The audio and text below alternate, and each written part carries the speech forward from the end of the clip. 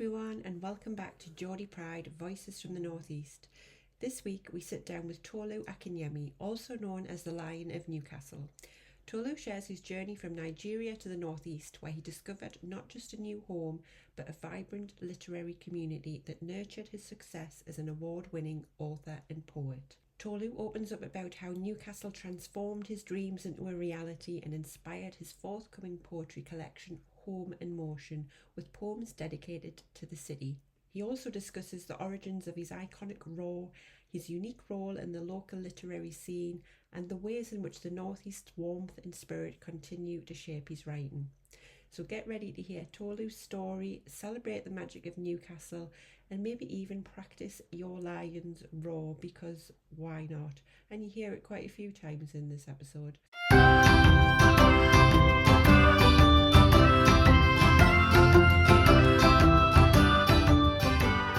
You're listening to Geordie Pride, Voices from the Northeast. I'm Hayley, and alongside my cousin Angela, we're thrilled to bring you the stories that share the heart and soul of the Northeast of England. Each episode, we'll dive into the lives of extraordinary Geordies and those who call the Northeast home, exploring their journeys and celebrating their achievements. From the time to the teas, from the arts to the sports fields, we're here to share the tales of passion, resilience, and of course, Geordie Pride. So whether you're from Whitley Bay or Washington, Gateshead or Gisborough, or you're just fascinated by the spirit of the Northeast, join us as we natter with the best the Northeast has to offer.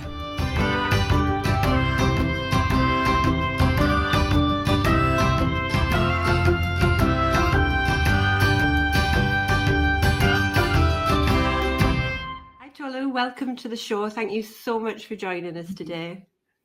What an entrance. I love it. We've not had that as an entrance before.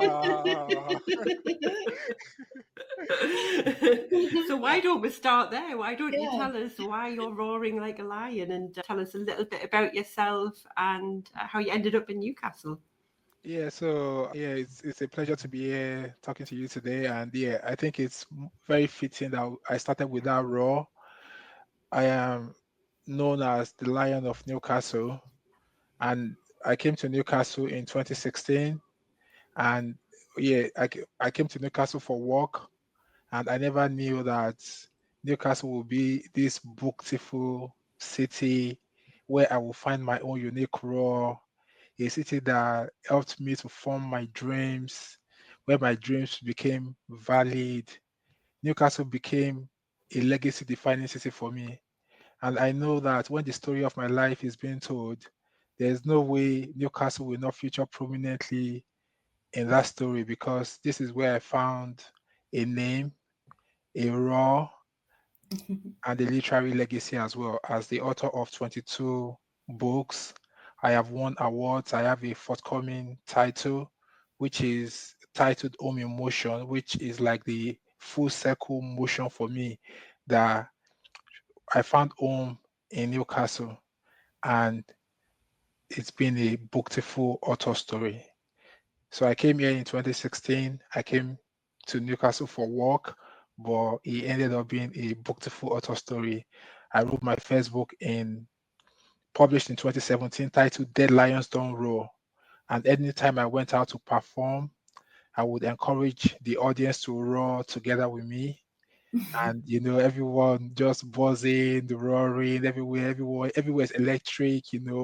Then subsequently, as the months rode by, the years rode by, people would see me. Oh, the lion is here, the Lion of Newcastle is here, and everyone is roaring.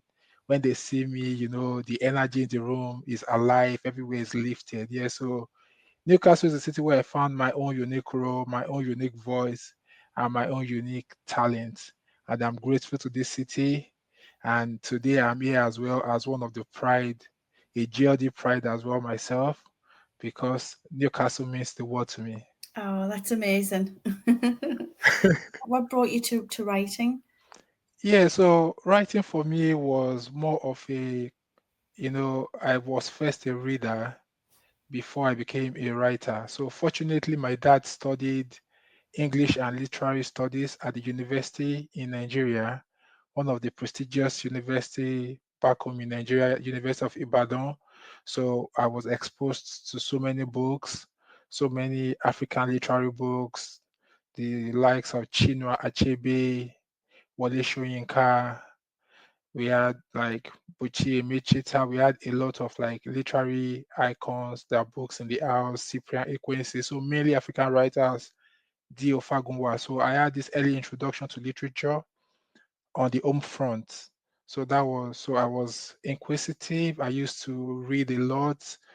Then from there I started journaling as well, taking account of events happening around the world. Then I wrote a screenplay when I was in junior secondary school. And when I went into university, I was very active at the university as well. I used to write finance articles. Then I had my own personal blog. I used to write blog posts to motivate people, write essays. So that was a combination of that. Then sometimes in 2010, I think I just started writing poetry, and people were coming to my blog at the time, toluakinyemi.com. Oh, we love your poetry. We love reading your work. And so from there, everything just blossomed. I came to the UK in 2010 as well, September 2010. And I still continued writing on my blog. So it was more of like a even when I started working, I was still writing and writing. So it just became a natural thing for me to publish my first work in 2017. And here we are in 2025, 22 published books, multiple awards, and a forthcoming title. Raw.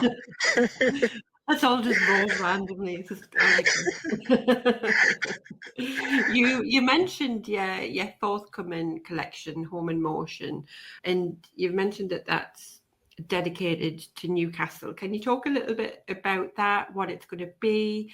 What exactly was the inspiration in Newcastle behind it, and what it's going to look like?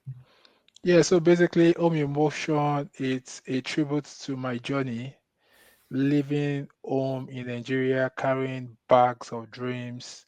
I never knew those dreams would bring me to where I am today.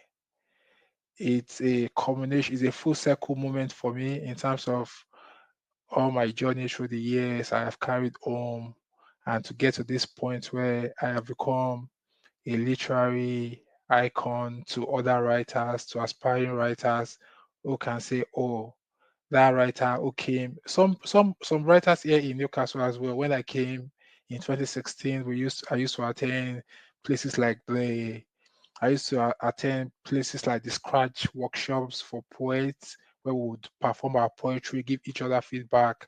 So some people saw me firsthand when I first came to Newcastle, and they followed my journey. And to see how far I have come, then it shows that it's possible.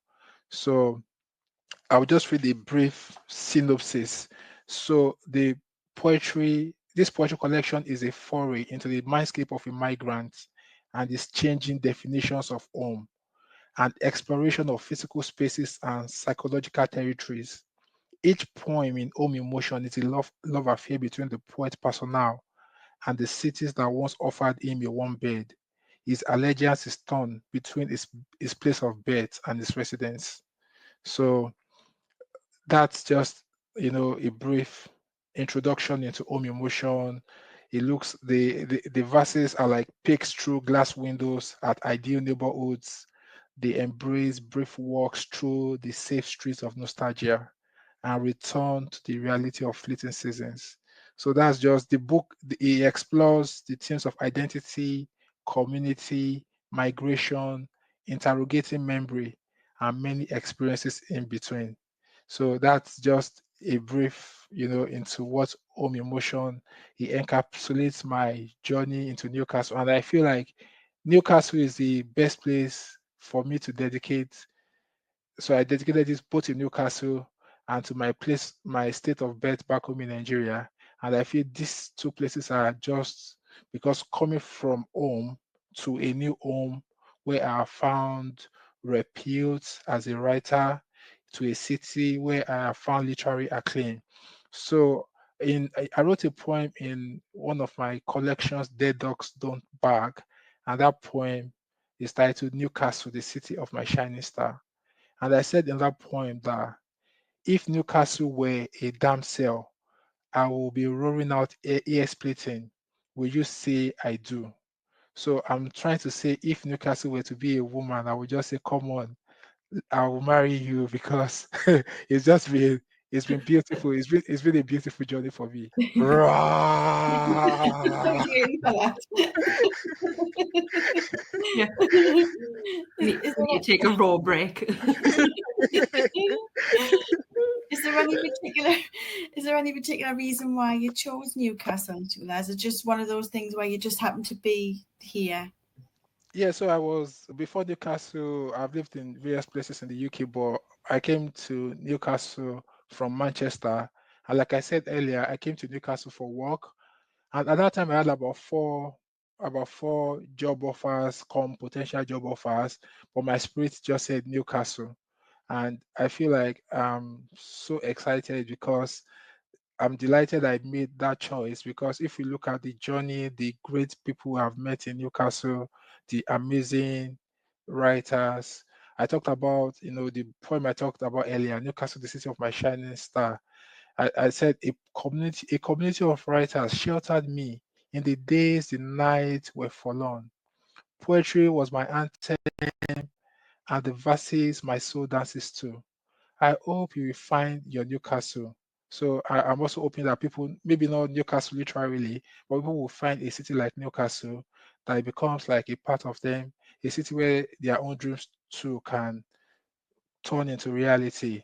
So I feel like that decision coming to Newcastle has changed my life, has helped me to become a better writer, has helped me to become who I am today. And I am truly grateful for that.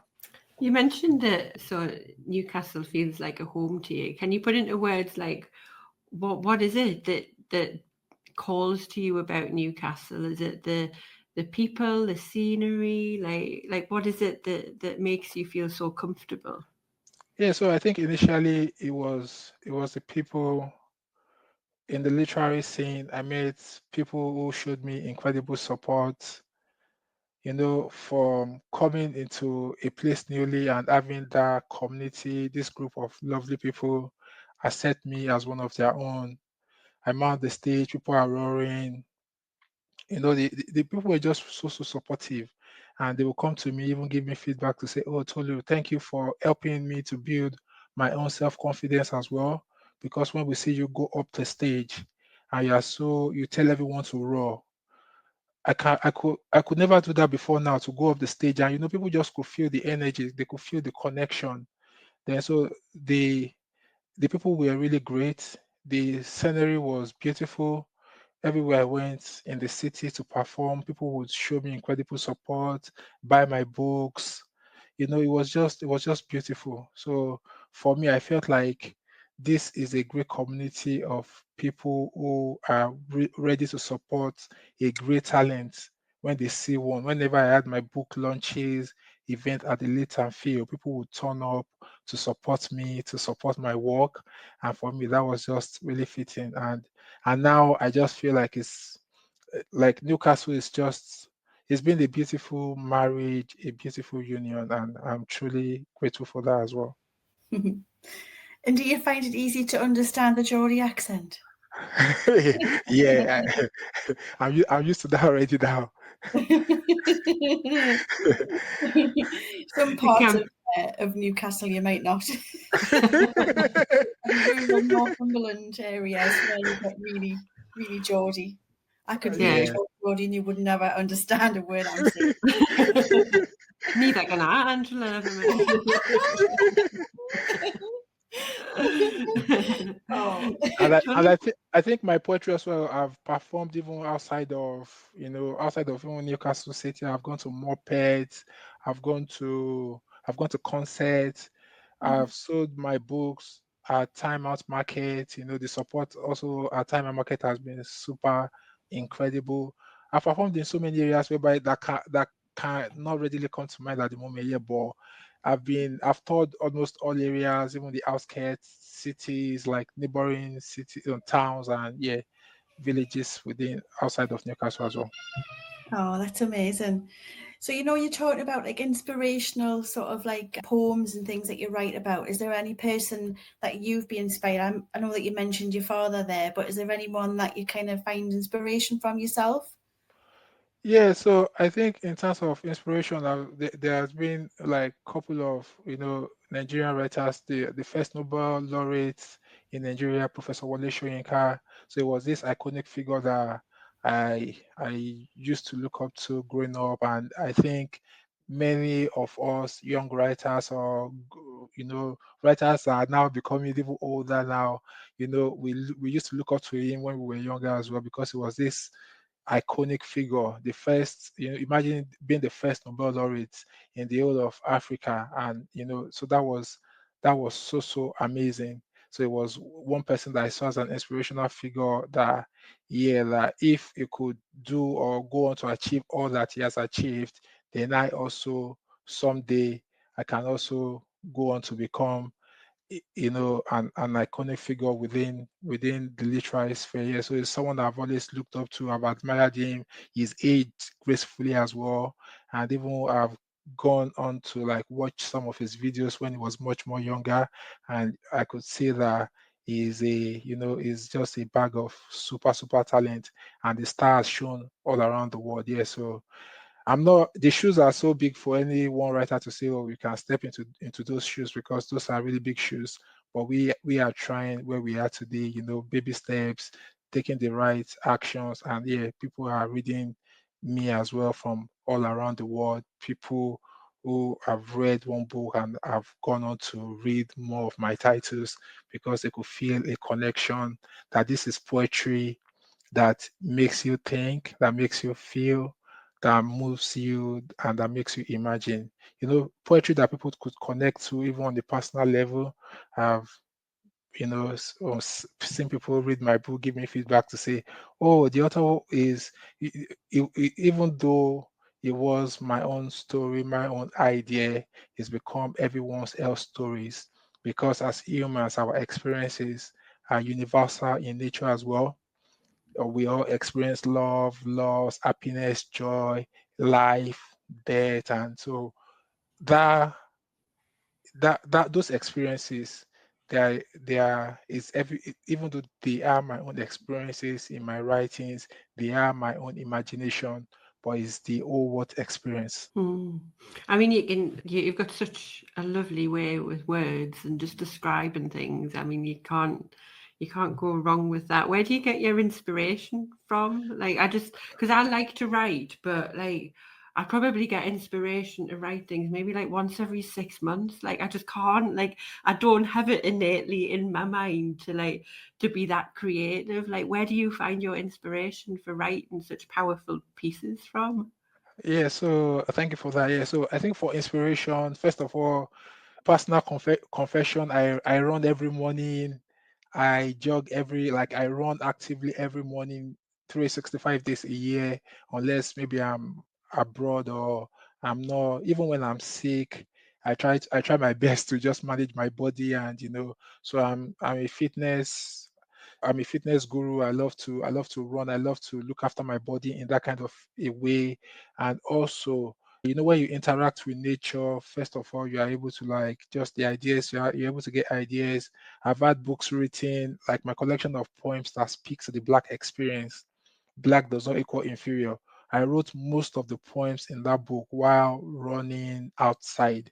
So while running, the idea is coming to my mind, and I'm taking brief pauses, writing on my notepad on my phone, to keep storing it in my memory. So when I get back home, for the ones that I don't type on the phone, I store those words, those lines in my memory. Then when I get home, I put it on my notepad. Yeah, so I feel like that has helped me in terms of experiences. But I get experiences from everywhere, the human, from basically the things that affect us as human. I've written a collection of poems on the coronavirus pandemic. born in lockdown, because I was once in timeout market, and someone walked up to me. He bought the collection of poems born in lockdown, and he said, Tolu, thank you so much for writing this book, because what you have done is you are preserving history, because in so many years, so many decades from now, the old COVID story might be revised. People would, people might whitewash the incident, bring out a new narrative entirely. But when we have writers like you who are documenting things like this, then it becomes really difficult for people to rewrite these stories, to rewrite the narratives. So I think when we tell our stories as well, it's very important for us to tell our stories to ensure they do not get erased. So I feel like all my experiences just comes from the things that affect us as humans. I've written the collection of poems titled On the Train to Hell, poems of sadness and grieving. And people who have read those poems said it touched the core of their soul. Even though it was on death, it was on grief, people could still find some glitter of hope within those pages. So so all my poems are just basically connected to the human experience, the universal experience of love, in a booktiful love, in finding your own unique role in Dead Lions Don't Roll. I've written titles like Dead Dogs Don't Bark, Dead Cats Don't Meow, Don't Waste the Nightlife, which is a sequel to Dead Lions Don't Roll and Dead Dogs Don't Bark. I've written inspirational essays, Unravel Your Hidden Gems, which people have called it a life Bible, so that we all have hidden gems, we all have these talents, we all have these dreams within, but it's left for us to unravel it. And so many years ago, too, I had all of these hidden gems within me, but I didn't want people to know that I was this talented writer. So I was just trying to, I didn't want people to know. Imagine not letting your gift to the world. That would have been a great disservice. Now, today, I'm talking about 22 books. It was all because I unraveled my own hidden gems. I have another collection of essays titled Awaken Your Inner Lion. So these are just all from human experiences, the things that, the stories, the issues that speak to us all, and our connection as humans on a deeply personal level. Definitely, everything's all about connections and energies, isn't it? Everything. Yeah, 100%. Yeah, I'm a therapist, so I work with connection and energies and stuff all the time, and it's, to me, it's quite passionate and personal to me. So I get kind of where you're going with that. When you're on stage and you're reading your poems, do you feel there is a connection and an energy that you're portraying when you're reading these poems out and your poetry? I'm guessing yes, because you wouldn't do it otherwise. And with that, is there any kind of particular performance that sticks out in your mind that you think, wow, that was really powerful? And why do you think it was? Yeah, so for me, I feel like there's a connection first, because first of all, when I start with, can I have a loud roar like a lion? Or when people are roaring already, we already share that connection on a deeply personal level. So then when I'm on the stage and I'm reading out, I feel the audience, they are with me, they take the words in deeply. And even at the end of the performance, people walk up to me to say, "Oh, that was a great performance." You get all of this sort of feedback to say, "Oh, that was really powerful. That resonated with me." Yeah. So I feel like there's a powerful connection, especially even when you connect with the audience, because it's all about, first of all, as a stage performer, how do you connect with the audience? Can you really connect to them on a personal level? And I think that has been like the epitome of my own writing and my performing as well.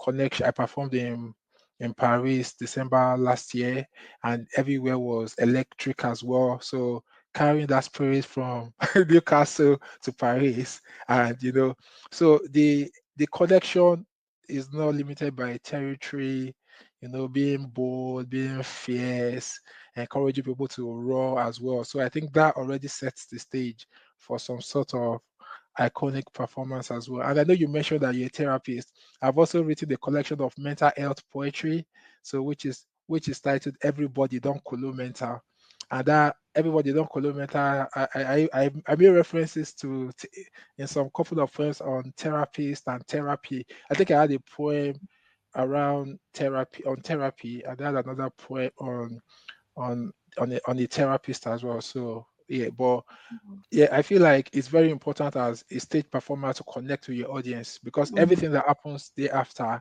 it becomes much more like, it becomes like a walk in the park, because you could go on stage.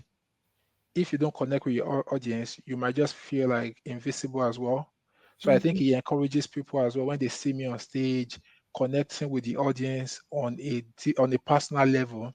Then people, I performed in Manchester, and someone walked up to me to say, "Well, I'm going to be your duplicate now. I will encourage people to start roaring," and so it shows how that little thing I'm doing encourage people to roar. People can also resonate with it, and they also want to replicate that. So you don't be surprised when you see so many Lions of Newcastle, so many other duplicates of the of the Lion of Newcastle in different cities around the world as well.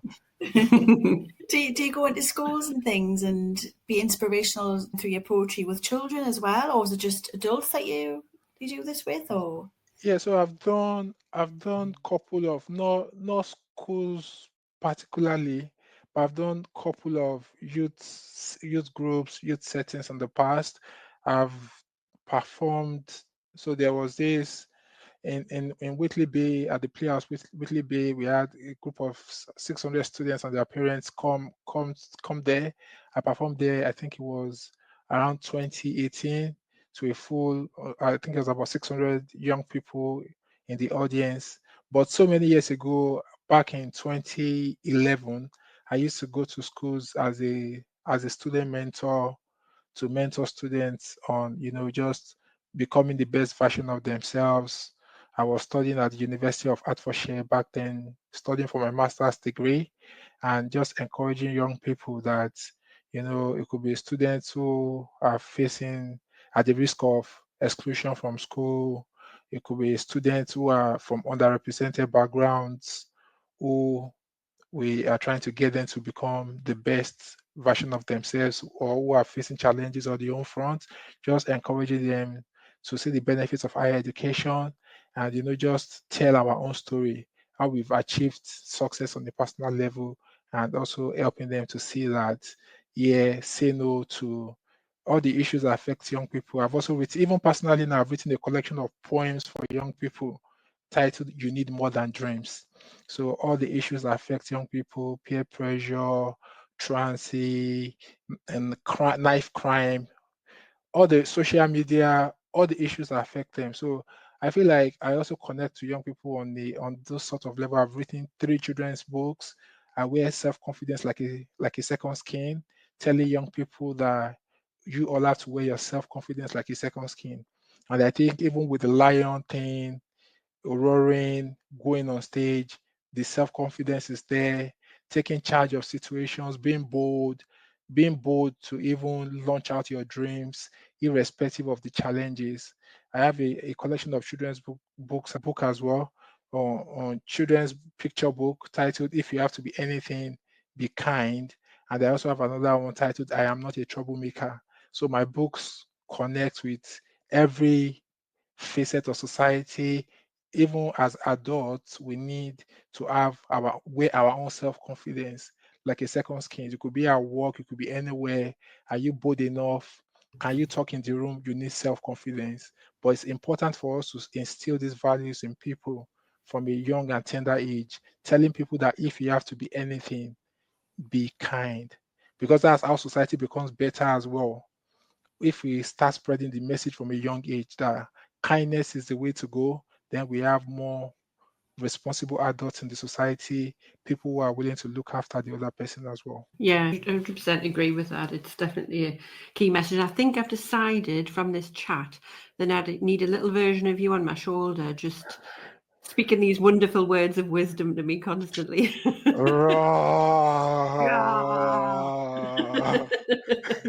You should get t-shirts printed with a lion on. Yeah, I should. I've had a couple in the past there, but yeah, I need more. I need to showcase the Lion effect, the great Lion of Newcastle. What does that feel like actually? So like you're not like born in the northeast, but you've come here and you've made a place for yourself in the northeast, and you're known as the Lion of the Northeast. Like, how does that feel like for someone who just came here 10 years ago? And like, you must feel so special to be like regarded and considered in such a good manner.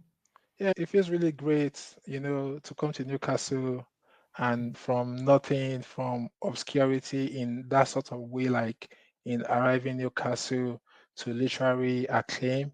And I think it's also a testament to the city of Newcastle itself.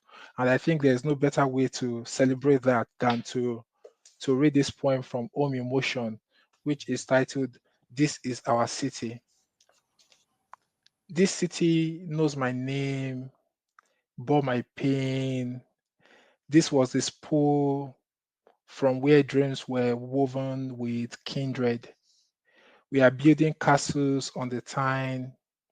This bridge, a floating art, crest of imagination, a symbol of our transcendence. This is our city, Newcastle City, where anyone from anywhere can crystallize into a finished work of art. So that's one. And the second one is titled I Pledge an Oath of Allegiance to Newcastle upon Tyne. Arbor of Dreams, luminous as the night skies, Geordie stamp, the seal of approval. There's a fire in my belly, creative powerhouse. We shape shift imaginary things through blurry spectacles. When words fade and fail, when the bones are like shadows and the ink no longer spills, let this wall, this page be a remembrance of my allegiance to Newcastle upon Tyne. Yeah, so I feel like Newcastle is that city where anyone from anywhere can crystallize into a finished work of art. So I think that's just a fitting tribute to all of the things that I've achieved in Newcastle, from coming from zero published works to all of these books, these awards, and this acclaim. So Geordie Pride! Row! That's what we need my new introduction to be, just Geordie Pride in a giant roar. But they were lovely. Thank you for sharing those. I know it for me. I love. I've got a little poetry book that I've had for many years, and if I'm ever feeling kind of anxious or stressed, I just go and pick it up and I thumb through it. So I find it really relaxing listening and reading poetry, and that was lovely. It's a great tribute to the northeast and Newcastle in particular, because yeah, I agree with you. It's such a wonderful place, and I think we're so inclusive of everybody, and the fact that you've been able to come over here and show us and be vulnerable with your poetry, and you've been so successful, I think says a hell of a lot. Have you got a favourite place in the whole of the northeast apart from Newcastle? I would say more pets. So more. I love more pets. Nice. Beautiful scenery.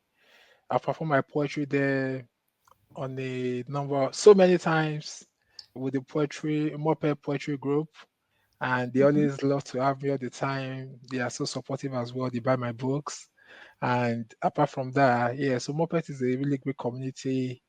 And whenever I'm there, I feel really welcome. It's really beautiful as well. Yeah, I used to live there. Oh wow. Nice little village, isn't it? Yeah, and I had a cheeky poem about. So this cheeky poem is titled Moped. Is in my collection of. It was in the chapbook I released last year, and this is titled. Although it's more like a love story, but it's titled Moped. Hopeless romantic, sing like a canary. I am laying eggs on this virgin island. Weave words on this nested art. Let me be the picture perfect. Love of your fantasy. Like Muppets. Let me be the town of your dreams. Oh, that's lovely. Oh, it's so nice. Yeah, It is a lovely place, I have to say. yeah, it is. It was really lovely. Really lovely. So, Tolu, are there any dream projects that you'd like to do in the future that you've not managed to do that yet, that are in your goals, that are in your dreams? Yeah, so I think one of the future projects that I wanted to do for so many years, which was to write a collection of financial crime compliance poems.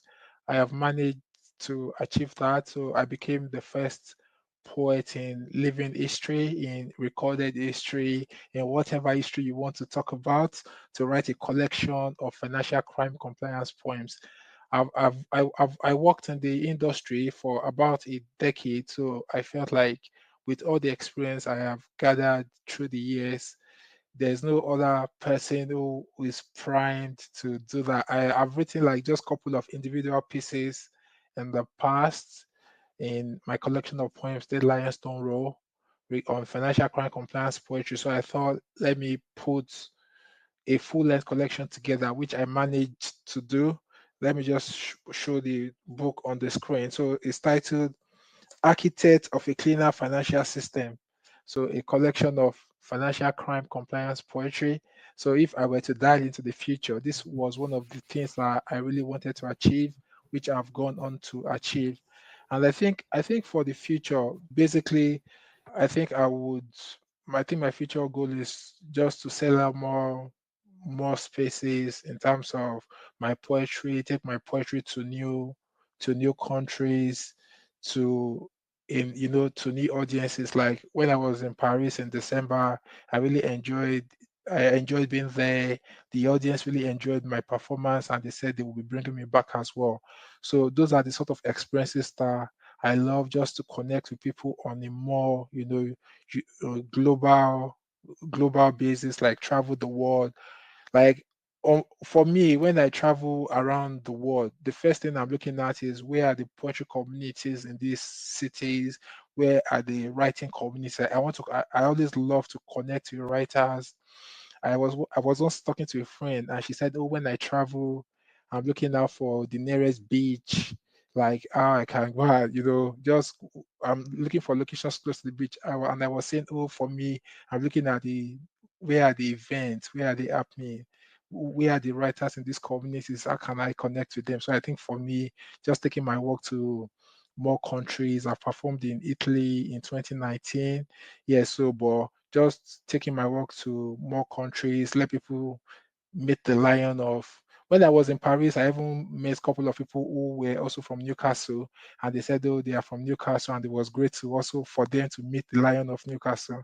So I feel for me, one of my future goal is my future goal is just to take my poetry to more cities around the world, to more countries, and just getting to meet new people in these cities, in these communities. And also, I think one other thing that I want to do more of is, the way I've written this collection of financial crime compliance poetry. I think part of the future plan for me will be to write some more specific work-related poetry as well. So I have that. As part of things I would love to do more of, because this has been a phenomenal success as well in terms of the reception, the acclaim it's received, both from the literary community and from financial crime experts around the world. Yes, so I feel like having more of this sort of ingenuity where someone can just turn, if where someone can just turn a career or an industry into poetry and people would resonate with it, they connect with the words on a deeply personal level. I think, yeah, it's been profound, and I'm hoping to be able to replicate this as well. Brilliant, yeah. So we'll get a Lion of Newcastle world tour set up. And the funniest thing is that I've done a couple of multinational tours. I've done tours in the UK. I've done tours in Nigeria as well. Yeah. So, but yeah, I think more tours. I think, although I work also, I have a day job. I work in the financial services as well. So it's not been super easy. People say, "Oh, how do you find the time? All these books. You have a day job. You have a family to look after. How do you combine?" But I always say that you always find time for whatever you feel like is important to you as well. So for me, I feel like if people have dreams, we need to encourage them that you need to find the time for it. Every day I try to eat, you find food for your body. If you are thirsty, you drink water, you take a glass of drink or wine, is because your body needs those as well. So if you have dreams, you have things you want to achieve on the personal level, then I think it's also very important for you to find time for those as well. Definitely very inspirational. For all our lovely listeners out there, or our watchers, for those who want to explore poetry, writing, and things like that, what would you say to them to get started? Are there any top tips or anything that you kind of would encourage someone to write? What would you say to that? Yeah, for me, I always say start anyhow, like just start, be vulnerable as well. Know that writing is a vulnerable sport, which is also a personal quote of mine. With writing comes vulnerability.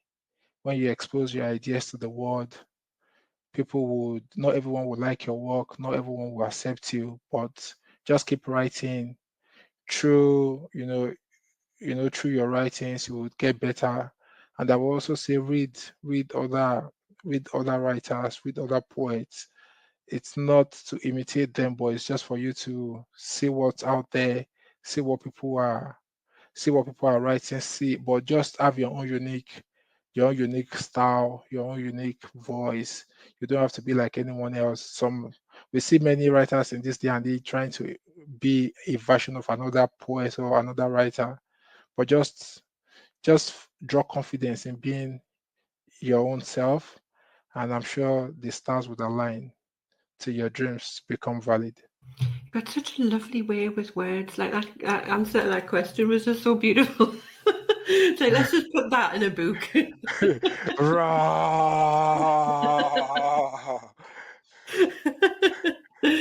Right, so I think it's a great point for us to start with the quick fire questions. Angela, do you agree? Definitely. Shall I go Yeah. first? Yeah, you go first. Go on, you pick one.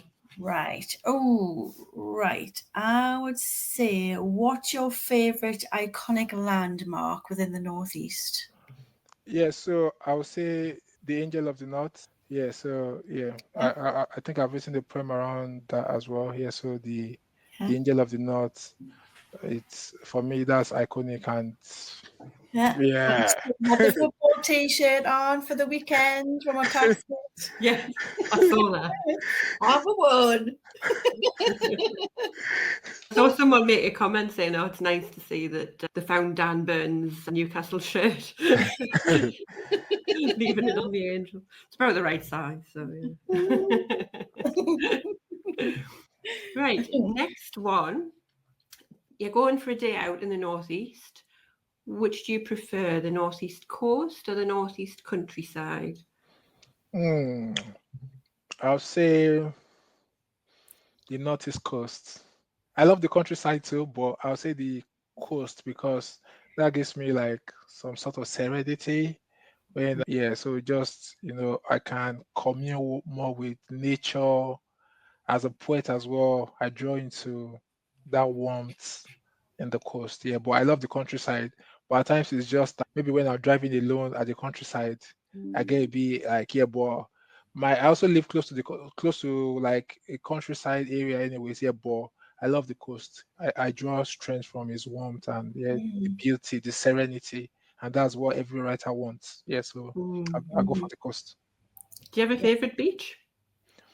I say Whitley Bay. Whitley Mm, Bay. yeah, it's nice, that one. Nice I've, one. I've written a poem about that as well. Yeah, so shows you how much I love it. And this one, what does Geordie Pride mean to you in 3 words? Strength,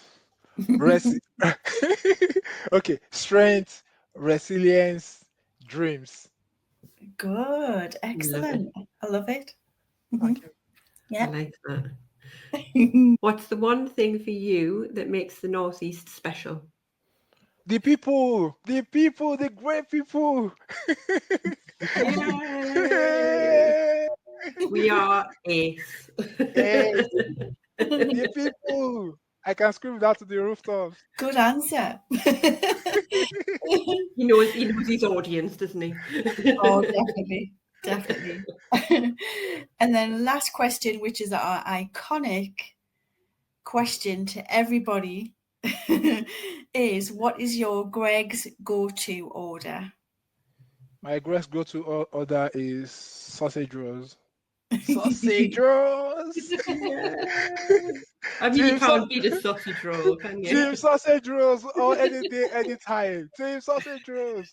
We love it. I love it. You've got to say it like a Geordie though, too. Like you've got to say sausage roll. Sausage roll. Well, you're right though. A sausage roll, you can have that for breakfast, lunch, Yeah. dinner, supper. Like, Yeah. any time of day, you can have a sausage roll. It Perfect. ticks all boxes. Exactly. Sausage roll.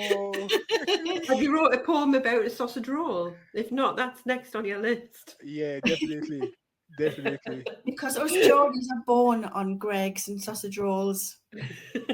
Sausage rolls. If you slice us in half of it's football and Newcastle United, other half is Greg's. Oh God, we're classy. Oh, brilliant. So before we say goodbye, Tolu, is there anything else that you want to share with us? Any events that you've got coming up? Any upcoming projects that you'd like to share?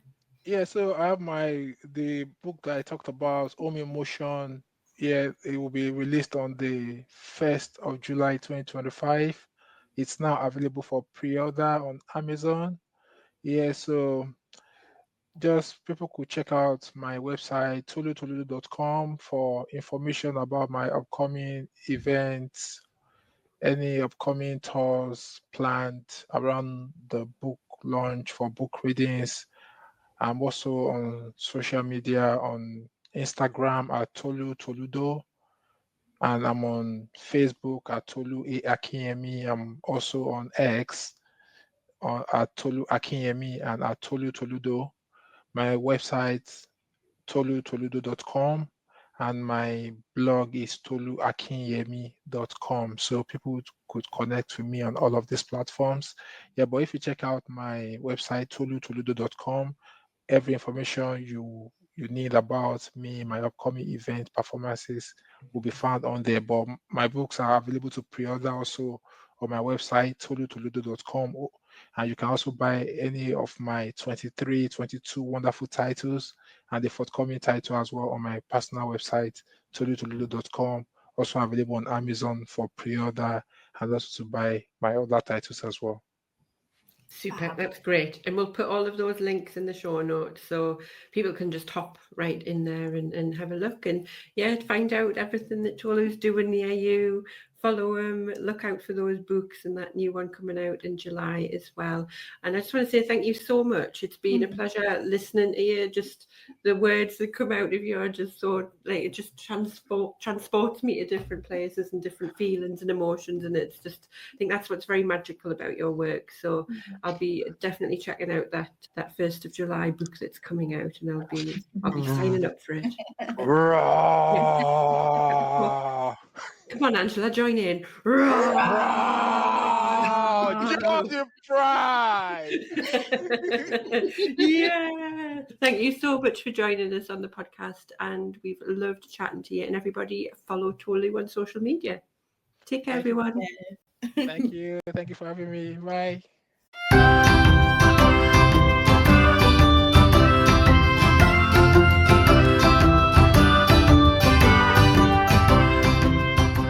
Thanks so much for listening. If you've enjoyed this episode and you'd like to help support Geordie Pride further, then don't forget to subscribe, share it with others, post about it on social media, or leave a rating and review. To catch all the latest from us, you can follow us on Instagram at Geordie Pride. Until next time, keep that Geordie Pride shining bright.